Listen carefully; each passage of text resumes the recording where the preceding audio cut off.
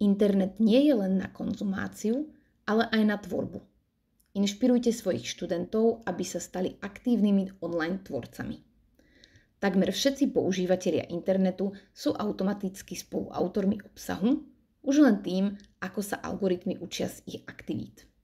Aktívni online tvorcovia rozvíjajú širokú škálu zručností, od odborných po sociálne, kreativitu, vytrvalosť, zodpovednosť a odolnosť voči kritike.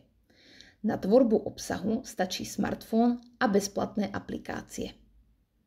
Urobte brainstorming o inšpiratívnych online osobnostiach, ktoré žiaci sledujú, a povedzte si s nimi dôvody, prečo. Nechajte žiakov napísať mená obľúbených tvorcov a ich opisy a potom ich spoločne roztrieďte do tematických skupín. Diskutujte o tom, aké nástroje a formy komunikácie používajú a ako merajú svoj vplyv. Vyzvite študentov, aby si vymysleli vlastný nápad na online obsah a naplánovali si prvé kroky. Tému, formu, médium a frekvenciu. Podporme študentov v tom, aby sa nebáli tvoriť a podeliť sa o svoje vášne online.